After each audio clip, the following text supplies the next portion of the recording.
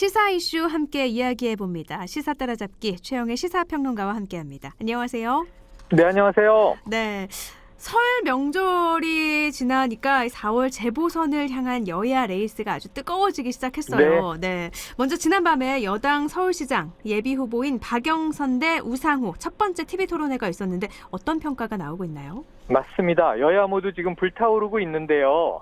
조금 아쉬운 대목은 설 명절 전에 좀 토론회가 시작이 돼서 설 명절 연휴 사이에 우리나라 국민들이 제일 좋아하는 게 이제 정치 반찬이거든요. 네, 그렇죠. 정치 반찬거리가 좀 제공됐으면 좋았을 것을 명절이 끝나면서부터 이제 불타오르기 시작한 겁니다. 그걸 피하기 위해서 명절 끝나고 한 건 아닐까요? 아유, 그러면은 화제가 안 되죠. 네. 화제가 돼야 되는데. 네. 그렇다면은 너무 좀 이제 후보들이 또는 각 정당별로 너무 몸을 사리는 게 될 거고요. 네. 지금은 이제 공격적으로 유권자의 마음을 사로잡아야 할 때다.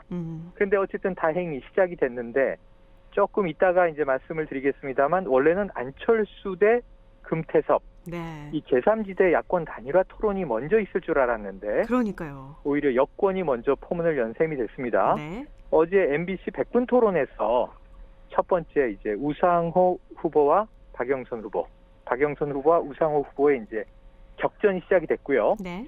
오늘 신문들을 다 분석해 보면 한마디로 평한다면 의 좋은 남매, 의가 끝났다. 이제 그동안은 훈훈한 분위기였고 어제도 날선 공방이 내용 속에는 담겨 있었지만 얼굴 표정이나 분위기가 험악하진 않았어요. 네. 훈훈하게 이어졌는데 앞으로 두 차례 더 TV 토론이 있기 때문에 어제는 조금 전초전의 성격을 띱니다. 그럼에도 불구하고 사실은 이 우상호 후보는 빨리 박 후보를 따라잡아야 되는 도전자 입장입니다. 네. 사실 출마 선언은 박영선 전 장관이 더 늦게 했지만 지지율 측면에서는 상당히 지금 선전하고 있거든요. 네. 야당 후보와 다자 비교를 하더라도 상당히 우위를 점하고 있기 때문에 우상호 이제 후보 입장에서는 내부 경선에서 이기기 위한 필승 전략이 필요하고 네. 그러기 위해서는 날선 공방은 불가피했었죠. 어제 아니나 다를까 박영선 후보가 들고 나온 전략이 21분 도시라고 하는 서울시를 컴팩트 도시로 만들겠다. 이 내용이었거든요. 네. 이걸 바로 꼬집었습니다. 바로 비판했어요. 네. 네. 그러니까 서울은 이제 구청으로 따지면은 25개 행정구역으로 나뉘어 있는데 네. 이게 21개로 바꾼다고 하면 대전환이 될지 대혼란이 될지 모르겠다. 이렇게 얘기를 한 거죠. 네. 여기에 대해서 이제 박영선 후보는 조근조근 반박을 했습니다. 네. 이 행정구역은 25개지만 생활권을 의미하는 것이다. 그러니까 이제 강남의 지금 부동산 과열을 잡기 위해서는 서울 어느 지역이나 살기 편하고 좋은 곳이 된다면 굳이 뭐하러 사람들이 강남으로 몰리겠는가 네. 하는 이제 이 이야기를 설파하면서 박영선 후보도 원래 이제 저격수 역할을 한때 했던 정치인이에요. 네. 그래서 우상호 후보를 호락호락 봐주진 않았습니다. 지금 한강변 70km 이 재개발 이야기를 우상호 후보가 공약으로 들고 나왔거든요. 그렇죠. 예, 뉴욕 맨해튼의 경우에는 이 굉장히 마천루도 있고 고층으로 발달했기 때문에 이런 강변 개발이 가능하겠지만 한강변을 따라서 이러한 고층 건물을 개발한다면 네. 그거는 질식할 것 같은 서울이 되지 않겠느냐 하는 또 상당히 좀 무시무시한 표현을 쓴 거예요. 네네. 여기에 대해서 이제 우상호 후보는 70km를 다 그렇게 한다는 게 아니라 15에서 한 20km 정도는 그렇게 하겠다는 것이다. 이 한강의 조망권이 왜 부자들만의 전유물이 되어야 하느냐. 그런데 어제 이 여권 두 후보의 이제 공방을 정리해 보면 네. 우상호 후보는 전통적인 민주당의 색채를 강조하면서 강북과 서민들의 방점을 찍었고요. 네. 박영선 후보는 필요하다면 강남 개발도 이젠 전향적으로 해야 할 때다. 민주당은 이 앞으로 일신 우일신 혁신해 나가는 게 민주당다운 것이지 네. 과거에 갇혀 있는 게 민주당다운 것은 아니다. 두 사람이 각각 일리 있는 주장을 펴면서 어쨌든 이제 팽팽한 근데 굉장히 듣기 좋았어요. 여야 후보들이 모두 이런 식으로 정책 공방을 펼쳐 나간다면 앞으로의 TV 토론회도 좀 이제 흥미로울 수 있겠다. 하는 단초를 던져준 첫 사례가 어제 진행이 됐습니다. 네, 뭐 비방이 아니라 그래도 정책 공약으로 좀 서로 싸운 거라서 보는 사람 입장에서도 거북하지 않았고 오랜만에 그래도 볼 수 있는 토론회였다라는 맞습니다. 그런 평이 좀 많이 나온 것 같아요. 그러고 두 사람 다 워낙 그 말을 잘해요. 네. 우상호 후보는 본인을 이제 우거지 해장국이라는 별명으로 표현을 하지만 그랬죠. 좀 털털한 스타일이 있고요. 네. 잘 웃고 박영선 후보는 과거에는 굉장히 센 물고 늘어지는 저격수 정치인이었지만 이번에는 봄날, 엄마 리더십 이런 좀 푸근함을 들고 나왔는데 중소벤처기업부 장관을 거치면서 이 이미지가 좀 잘 무르익고 있다 이런 평가를 받고 있어서 어제는 굉장히 좀 듣기 좋은 또 대화의 소통의 성찬이었다 이런 평가도 나옵니다. 네, 그래서 그런지 박영선 후보는 좀 미소가 더 부드러워진 것 같은 그런 느낌도 맞습니다. 들어요. 네. 그리고 아주 요즘에 그 야권에서는 나경원 전 의원과 이 여성 정치인들이 또 이제 서울시정을 한번 맡아보겠다고 여야 경합을 벌이고 있지 않습니까? 네. 그런데 그렇게 과거와 다르게 쌩얼이라든가 질끈 묶은 뭐 머리띠라든가 이런 그야말로 꾸미지 않은 모습으로 어떤 일하는 정치인상 이런 것들을 보여주고 있어서 이게 서구에서는 옛날부터 이랬거든요. 그 대표적인 정치인이 이제 독일의 메르켈 총리예요. 그냥 있는 그대로의 모습.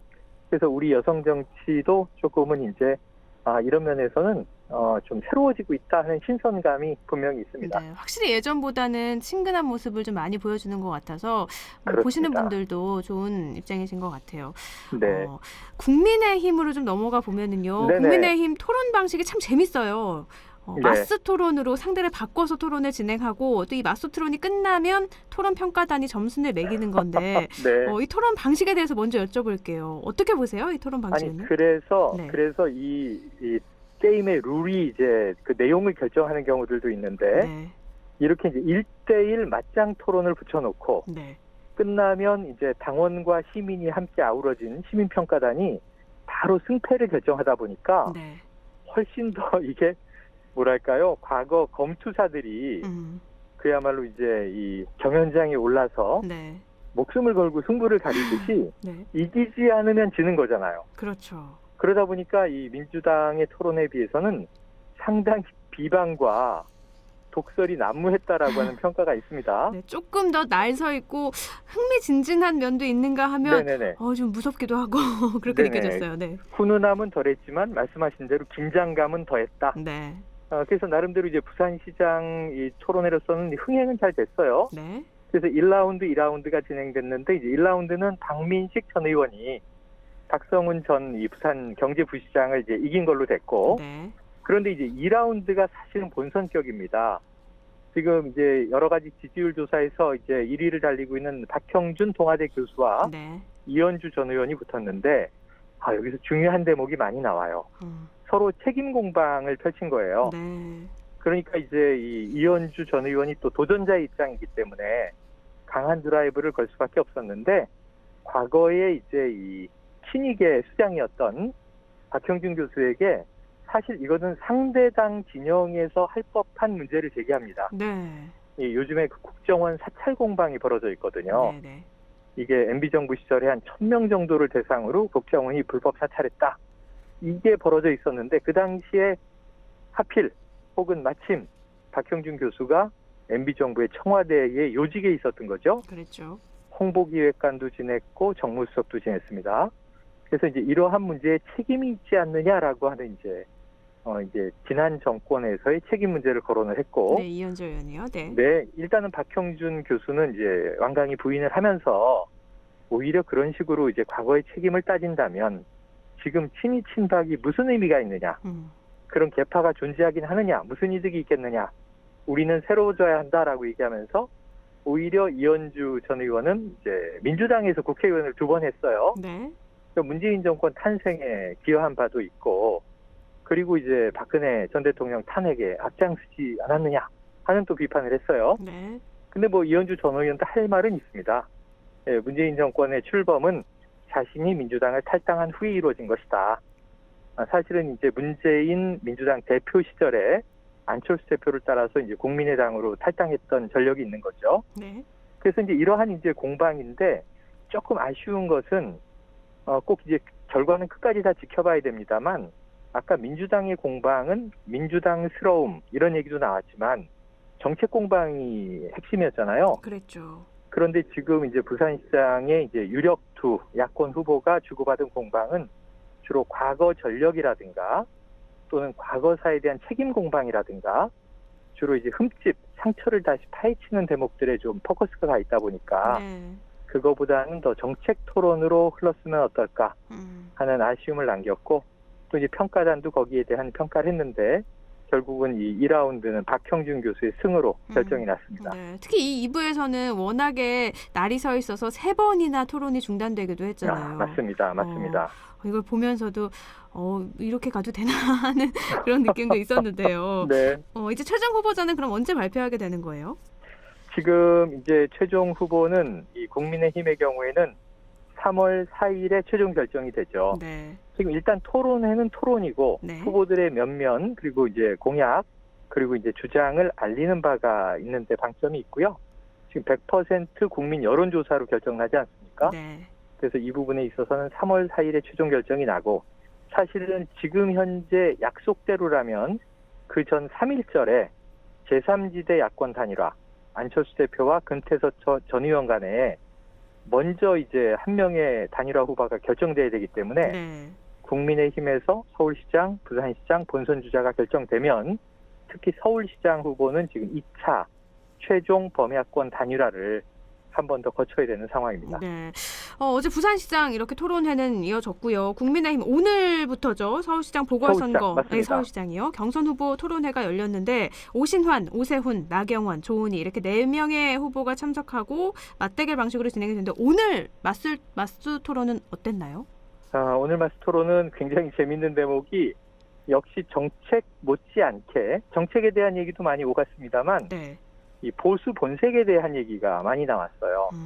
이미 이전에 언론전, 여론전에서 나왔던 건데 지금 이 기세로 보면 나경원 전 의원이 조금 분위기를 좀 몰아가는 드라이브를 거는 역할을 하고 있습니다. 네. 그러다 보니까 항상 원탑에게 이 원탑이 타겟이 되는 거죠. 공격이 이제 쏠리게 돼 있는데 나경원 전 의원에 대해서 이제 오세훈 전 서울시장도 그렇고 오신환 전 의원도 그렇고 모두 너무 보수 색채가 강하지 않느냐, 강성 보수 아니냐. 네. 우리가 서울시장, 부산시장도 이기고 그리고 내년 대선에서 이제 재집권을 하기 위해서는 우리는 이제 합리주의 중도로 나가야 한다. 이제 이런 목소리를 내고 있는 거죠. 그런데 나경원 전 의원도 요즘 행보가 굉장히 광폭입니다. 처음에는 당심을 좀 얻어서 1차 컷오프에서 결국은 당원들이 결정하거든요. 네. 이걸 패스하기 위해서는 짜장면 짬뽕론을 이야기하면서 자, 보수가 짜장면이라면 진보는 짬뽕이다. 그런데 짬짜면 어중간한 건 안 된다. 그러니까 이거 중도는 없다. 이런 이야기를 하면서 네. 강한 보수여야 살아남는다. 국민 선택을 받을 수 있다. 이렇게 얘기했는데 그 다음엔 지금 노선이 좀 바뀌고 있어요. 네. 지난 그 명절 연휴 마지막 날 14일에 금태섭 전 의원을 만났어요. 네. 그리고 또 진대재 전 장관. 진대재 전 장관은 이 참여정부, 노무현 정부 때 정보통신부 장관을 지냈습니다. 삼성 출신이긴 합니다만 어찌 보면 상당히 이제 또 이 노선으로는 다른 인물을 선거 캠프에 영입을 하면서 네.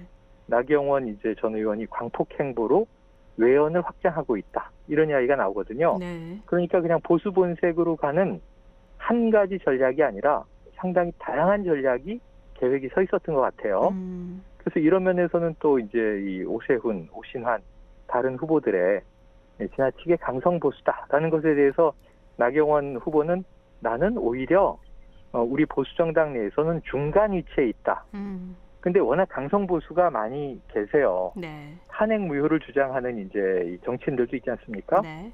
그러다 보니까 굳이 따지고 본다면 또 중간이라는 말이 틀린 건 아니에요. 근데 이제 이게 얼만큼 어필할지 이런 대목에 있어서 오늘 토론의 결과의 파장도 조금 지켜봐야 될 것 같습니다. 네. 근데 또 뭐니 해도 아까도 처음에 말씀하셨지만 가장 큰 관심은 제3지대 단일화. 안철수 그렇습니다. 대표와 금태섭 전 의원의 토론회였는데 일정 잡기도 이렇게 힘이 들어요. 뭐 시작도 전에 왜 이렇게 합의가 잘 안 이루어지는지. 그래서 이게 서로 이제 상대 탓을 했어요. 네. 그러니까 이제 15일 원래는 어제 토론이 있을 예정이었는데 전날 이미 금태섭 전 의원이 기자들에게 공지를 보냅니다. 내일 토론이 무산될 것 같다. 이 실무 협상을 계속 진행해 왔는데 보름 동안 안철수 대표 측에서 이 토론에 대한 결정을 안 내려주고 있다. 네. 그래서 무산될 것 같은데 이것은 결국은 저쪽 탓이다 하는 얘기예요. 결정이라고 하면 뭐 형식, 주간 방송사 뭐 이런 건가요? 그렇습니다. 네. 뭐 형식, 이 토론의 형식, 주간 방송사 이런 내용인데 네. 근데 이것이 아니다. 금태섭 전 의원 쪽이 우린 어떻게든 이게 15일 날 토론을 이어갈 예정인데 금태섭 의원 쪽에서 일방적으로 무산이라고 발표했으니 우리 책임이 아니다 했는데 네. 나중에 이제 여러 기자들의 취재에 의하면 안철수 대표 측에서 문제 제기를 한 게 한 가지 있는 게 맞아요. 뭐죠? 그게 뭐냐면 이 후보 단일화를 이루는 과정에서의 TV 토론을 선관위에서 이 선거 과정을 철저하게 우리나라는 통제하지 않습니까? 네. 그 선관위 유권 해석을 받았는데 선관위가 예시를 하나 보냈다는 거예요. 네. 과거 대선에서 노무현 후보와 정몽준 후보가 대권 후보 단일화를 할 때 TV 토론은 1회만 했다. 그러니까 이제 그 내용을 보면 선관위가 인정하는 건 단일화 토론에서 1회구나. 그러면 지금 안철수 대표는 2번 단일화 과정을 거쳐야 되잖아요. 네. 그렇군요. 금태섭 전 의원과 하고 국민의힘 본선 주자가 결정되면 또 해야 되니까요. 네. 그럼 TV 토론을 한 번밖에 못 쓴다면 이번에 쓸 일이 아니라 결선 때 써야 되는 거 아닌가? 이런 고민을 했다는 건데 네. 이게 조금 궁색한 변명이 되어버렸습니다. 네. 선관위에서 바로 이야기를 한 거죠. 아니라고. 아니 과거 예시는 참고하라고 드린 거지. 네. 이 여러 가지 선거 상황이 바뀌는데 딱 한 번만 하라고 우리는 못 박은 적이 없다. 네. 그거 물어봤으면은 당연히 그렇지 않다고 얘기해 드렸을 텐데 이런 뉘앙스를 흘렸는데 안철수 대표 쪽에서는 물어보지 않았다는 거죠. 네. 2번 하면 안 됩니까? 뭐 그 이상 하면 안 됩니까? 그러면서 이제 이 TV 토론을 한 번밖에 단일화 때 못 쓴다는 예시를 기정사실화하면서 혹시 금태섭 이 후보와의 TV 토론을 기피하거나 회피하는 거 아니냐? 이런 이제 분위기가 지금 돼버렸어요. 아니, 그 말이 안 나올 수가 없어요. 네, 그래서 이제 이 안철수 대표가 과거에 지방선거에서 이제 서울시장 후보도 김문수 후보와 당시에 단일화가 안 되면서 3위를 했고, 네. 또 이제 2017년 대선에서도 홍준표 이제 당시 후보보다 좀 밀리지 않았습니까? 그랬죠. 그래서 이제 그런 등등 토론 트라우마가 있는데 이번 이 금태섭 전 의원과의 토론도 조금 걱정하고 있는 것 같다. 그럼 이게 다른 말로 하면 좀 자신감이 없는 거 아니냐 이렇게 해석될 수 있지 않습니까? 네. 그러니까 이런 문제들 때문에 지금 이제 안철수 대표가 조금 궁색한 상황에 처했고 그 결과가 결국 토론을 아니할 수는 없습니다. 진검승부를 해서 자신감이 없는 게 아니다. 우리는 준비되어 있다는 걸 보여줘야 되겠죠? 네. 그래서 원래 이제 1차 TV 토론 예정일에서 사흘 미뤄진 18일 날 다시 이루어지게 됐습니다. 네. 그래서 더 집중하게 됐어요. 네. 그래서 원래는 15일에 한 번 하고 25일에 한 번 하고 2번 하기로 돼 있었는데 18일에 1차 TV 토론회를 열고 25일에 과연 예정대로 2차 토론회를 진행할지 여부는 18일 토론회가 끝나봐야 알 수 있는데 어쨌든 이제 안철수 대표 여기서 선전해야 할 수밖에 없는 배수의 진을 친 상황이 돼버렸다. 이렇게 이제 분석이 되고 있습니다. 또 어떻게 보면 이번이 트라우마를 극복할 수 있는 절호의 기회다 이렇게 볼 수도 있을 그렇습니다. 것 같아요. 네. 그래서 많은 분들이 과거의 모습과는 완전히 좀 달라진 새로운 모습을 그동안 철저하게 준비하지 않았겠는가 하는 기대감이 또 있는 것도 사실이거든요. 네. 그래서 한번 뚜껑을 딱 열었을 때 과거와 달라졌구나 이런 평가를 받게 되면 오히려 TV 토론에서 이렇게 기싸움을 벌인 것이 전화위복이 될 수도 있지만 금태섭 전 의원이 또 토론의 달인이에요. 이분은 저도 예전에 방송 토론을 같이 해본 바가 있는데 이 라디오 프로그램에 이제 고정 패널로도 방송을 많이 했고 지금 엊그저께 요즘에 클럽하우스라고 한참 인기몰이를 하고 있는 새로운 SNS가 하나 나왔는데 박영선 전 장관도 들어왔고 여기 들어와서 방을 떡 개설해 놓고 시민하고 증문즉답하겠다. 방도 개설하고 있더라고요. 네. 그래서 금태섭 전 의원이 상당히 좀 강한 공격을 걸 경우에 이 안철수 대표가 고전할 수도 있는데 이걸 미리 염두에 둔 거죠. 그래서 이 기싸움 끝에 18일의 토론이 이제 재성사가 되자 안철수 대표가 또 내놓은 말이 있습니다. 상대를 결국은 이제 어떤 훼손하기 위한 이러한 이제 것은 안 된다. 우리가 이제 아름다운 경선으로 단일화가 국민들에게 희망을 줘야 한다. 그러니까 너무 세게 물고 뜯지 말자. 이런 이제 뉘앙스의 이야기를 내놓은 거죠. 네. 하지만 또 금태섭 전 의원의 입장에서는 안철수 대표를 무찔러야 본인의 주가가 올라가지 않겠습니까? 그렇죠. 그래서 이거 참 쉽지 않은 상황에서 18일에 이 토론에 대한 관심은 점점 뜨거워지고 있습니다. 네, 그럼 18일에는 어떤 형식으로 진행이 되나요? 네네, 전형적인 TV 토론인데요. 네. 이 방식도 대략 합의된 것 같아요. 네. 난상 토론은 아닌 것 같고, 애초에는 뭐 저 이태규 의원이 아니 뭐 사회자가 하나하나 묻는 말에 질문 미리 다 공유하고 외워가지고 와서 읽자는 얘기를 누가 했겠느냐. 우린 네. 그런 바 없다 얘기했지만 사회자의 역할이 중요한 사항인 것 같아요. 그래서 아마 상호 질문도 당연히 주고받을 수밖에 없습니다. 네. 하지만 사회자가 일반적으로는 분야별로 질문을 던지게 되죠. 서울시의 뭐 이제 이 정치, 경제, 사회, 문화 분야에 대한 이 예상 질문을 미리 준비해서 던지면 본인들의 정견을 발표하는 형식과 그리고 상대에 대한 반론이나 질문이 있는 경우에 그러한 것을 이제 시간 제한을 가지고 허용하는 방식으로 진행될 것 같습니다. 네. 워낙에 토론을 잘하는 금태섭 후보는 큰 틀의 주제만 정해놓고 하는 자유토론을 원했는데 맞습니다. 이 부분은 어느 정도 서로 양보를 해서 타협점을 찾은 것 같네요. 절충안으로 된 거죠. 네. 근데 또 4월 재보선만 있는 게 아니잖아요. 네. 네. 민주당 내에서는 대권을 향한 이 보이지 않는 공방도 벌어지는 것 같아요. 맞습니다. 지금 이게 바로 이제 4차 재난지원금 그것을 넘어서서의 기본소득 논쟁이 벌어져 있는데요. 네. 지금 이재명 경기지사가 또 이게 한동안 부동의 원탑이 됐어요. 네. 대권주자 지지율에서. 네. 지금 이제 이낙연 대표와 거의 양강구도였는데 이젠 격차가 커져버렸습니다. 네. 그 이낙연 대표는 바로 그 다음에 윤석열 검찰총장과 비슷비슷한 이제 상황이 돼서 1강 2중 구도가 되는 상황입니다. 네. 그 밑에 이제 한 자릿수의 이제 후보들이 쭉 이제 여야 망라돼 있는데, 자, 이제 우선 이재명 지사가 기본소득을 줘야 한다. 이건 평소의 소신입니다. 네. 국민들에게 보편적인 기본소득을 지급해야 한다는 주장을 했는데, 여기에 대해서 이낙연 대표가 좀 강하게 비판했어요.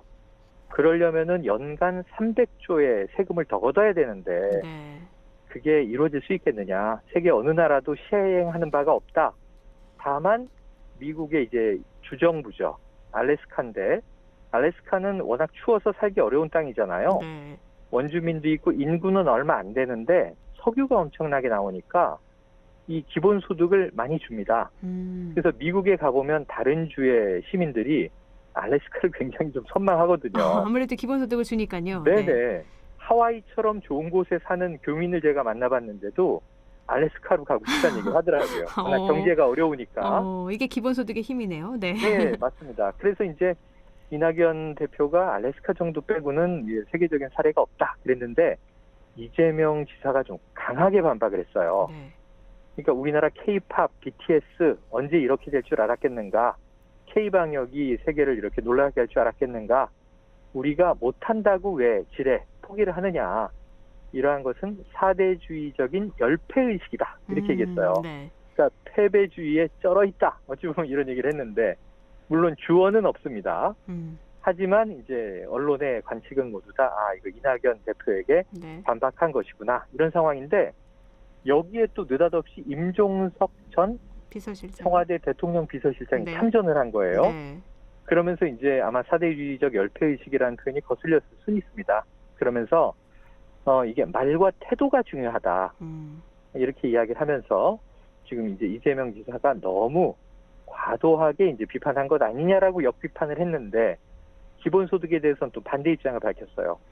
어찌 보면 과거에 이제 국민 저소득층이 기본적인 생계를 유지할 수 있게 생활임금을 실시해야 한다는 이야기 많이 나왔고 네. 우리나라는 생활임금이 설정돼 있는 지자체들이 일부 있습니다. 네. 근데 이것을 굳이 표현한다면 이걸 보편적 임금, 보편임금이라고 해야지 네. 기본소득은 어렵다 하는 이야기를 해서 지금 임종석 전 실장, 지금 이낙연 대표의 지지율이 빠지는 상황에서 혹시 차기 대권 주자로 나오는 것이냐 이런 관측이 있는데요. 지금 오늘도 전문가 몇몇이 모여서 토론했는데 나올 가능성이 매우 높다 이렇게 의견이 모아졌습니다. 네. 그러면 지금 어떻게 되는 거냐면 이제 이재명 지사가 민주당 내에서는 앞서가는 차기 대권 주자인데 네. 원래는 한참 1위를 하던 이낙연 대표가 이제 좀 떨어져서 따라가고 있고요. 네. 이낙연 대표가 떨어지면 정세균 국무총리가 대항마로 나올 가능성이 높다. 그래서 이재명 지사한테 이게 단세포적인 논쟁은 그만하자 이런 또 비판을 한 적이 있잖아요. 네. 근데 이번에는 이제 임종석 전 실장까지 뛰어드는 것인가. 그런데 그동안 이제 친문 주자가 없었어요. 네. 근데 사실은 임종석 전 실장도 원래 원조 친문은 아닌데 어쨌든 문재인 대통령 비서실장을 지내지 않았습니까? 네. 거기다가 이제 남북 정상회담을 할 때 준비위원장도 했고 이제는 친문이라고 분류할 수 있는 데다가 또 대표적인 86그룹 학생운동 출신들의 어찌 보면 또 중심 역할을 하고 있는 인물이기 때문에 나온다면 굉장히 민주당 내에 복잡한 구도가 펼쳐지겠구나 하는 예상을 가능케 하는 대목입니다. 차기 대선 지지율 1위를 계속 달리고 있으니까 이재명 지사에 대한 견제는 앞으로도 좀 계속될 것 같네요. 이런 상황에서 이제 민주당은 지금 서울시장 후보는 둘밖에 없지만 네. 굉장히 주거니 받거니 뭐 알콩달콩 재밌게 가고 있는데 지금 차기 대권 레이스도 여당 안에서는 뭐 팽팽한 기싸움이 벌어지는 양상이잖아요. 네. 기본소득도 그렇고. 그런데 문제는 이제 야권 대권 주자예요. 네. 지금 윤석열 잘 안 보여요. 네. 총장인데 지금 7월 말에 임기를 마치면 사실상 이제 이 대선 출마는 어렵다. 그동안은 정부에 상당히 좀 이제 대립각을 세우는 분위기 때문에 또 추미애 전 장관의 강한 이제 이 어떤 스매싱 때문에 네. 그 꿋꿋하게 버티는 모습 때문에 이제 어떤 야권 지지층에 좀 열광을 얻어냈지만 사실상 이제 대권 주자로 나오기엔 시간이 부족하다. 근데 그 다음은 누구냐면 홍준표 의원인데 홍준표 의원이 요새 굉장히 신이 났습니다. 왜냐하면 야권 내의 대선 주자들이 다 서울시장으로 가버렸거든요. 네. 오세훈 전 서울시장이라든가 뭐 네. 나경원 의원도 그렇고 그러다 보니까 지금 야권에는 이제 대권 주자는 나밖에 없는 것인가.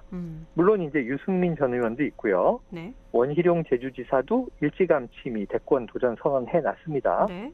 그래서 이제 야권이 뭐 몇 명 있긴 하지만 또 그 사람들이기 때문에 네. 어느 정도 이제 호응을 얻어낼지는 앞으로 지켜봐야 되고요. 지금 이번에 그래서 안철수 대표의 이제 어떤 거취가 매우 중요한 게 서울시장 후보에서 떨어지던가 네. 서울시장 본선에 진출했는데 떨어지던가 하면 네. 정치 생명은 위태롭다. 그런데 서울시장이 됐는데 그 서울시장 승리의 여세를 몰아서 1년 남은 대권에 도전한다고 하면 서울 시민들은 좀 화가 날 거예요. 네.